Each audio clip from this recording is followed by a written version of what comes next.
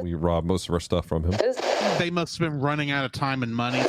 Let people know that they're loved. Journey back in time with me. Movie and game reviews will return at their regular times. Now, get ready for a Retro Rewind podcast presentation.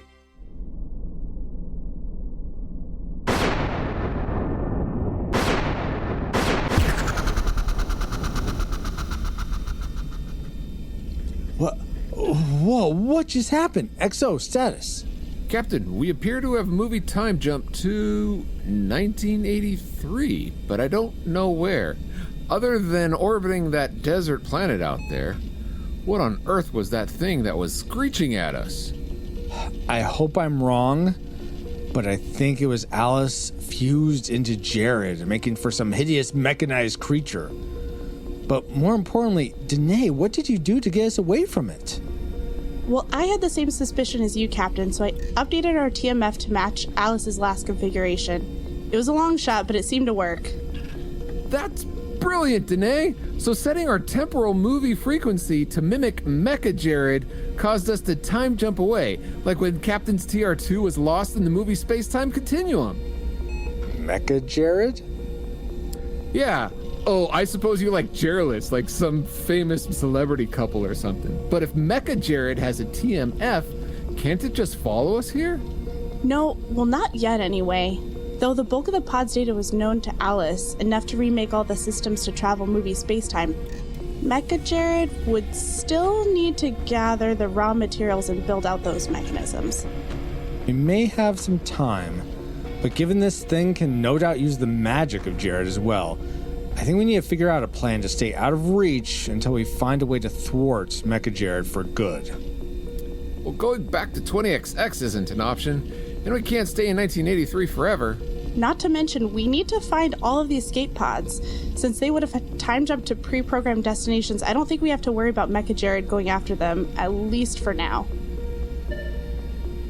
True, but if Mecha-Jaerod has enough to do even one jump, it can accelerate its own build by using the Genesis mechanisms housed in each escape pod, rebuilding that portion of the ship the escape pod was housed in, provided there's an AI, like Alice, to run the building algorithms. Genesis mechanisms? I don't recall anything like that in the pod schematics. I actually had the idea when we had Geek at Arms on for Star Trek II. They, along with Glix from Geek Devotions, were able to retrofit the escape pods. And no one ever thought to inform the person that kept our ship afloat? Look, I still wasn't too trusting of the engineering department at that point in time, given what Travis had done. Captain. In hindsight, yes. We should have told you before now. Captain, we have incoming contact. What are those? They look like tiny UFOs. Captain, this swarm is coming right at us. We can try to escape down to the planet. With the damage we have sustained, we can't outrun them. For now, let's just wait and see what happens, I guess. What are they? They seem to be fix-its. That's what they are. Incoming message from unidentified craft.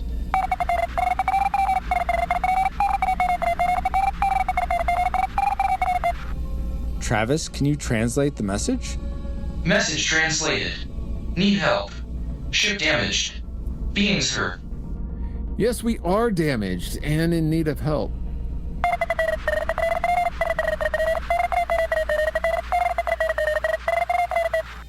Message translated. Need help. Planet ship damaged. Beings hurt. Escape pod!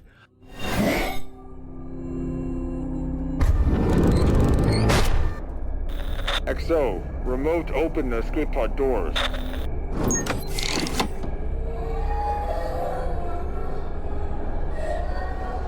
Boys? Travis!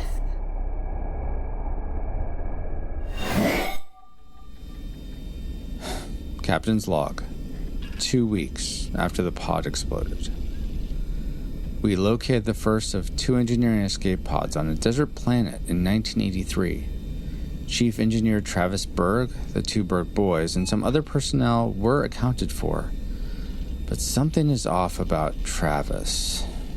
Maybe it's just my paranoia, though.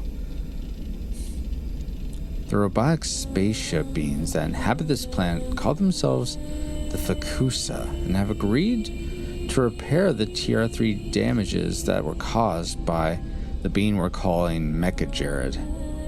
In exchange for us traveling to the movie Spacetime of 1987, which at first baffled me, but it turns out the Fakusa sent to Earth 2 scout ships about 2 years ago, and with their current movie time travel tech, the scouts were due back by now. I don't mind us helping, and we need their repairs that only they'd be able to do. But the bigger threat of Mecha-Jaerod still looms over us.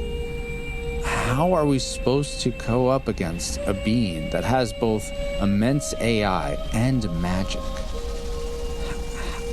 What do we do against that?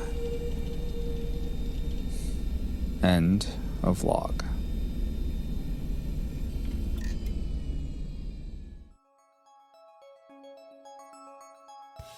Log 17, Fixing It. Was written by Francisco Ruiz with Paul Powers and was produced by Francisco Ruiz. The ship's log featured the voice talents of Francisco Ruiz as Captain Ruiz, Paul Powers as XO, PaulJPowers.com, Danae Berg as Engineering Officer Berg. If you missed past episodes in our ship's log story, catch up anytime at RetroRewindPodcast.com/story. Thank you to all our Reflux capacitors for helping us make extra content like this possible. And if you want to help see more from the Retro Rewind Pod, head over to RetroRewindPodcast.com/support.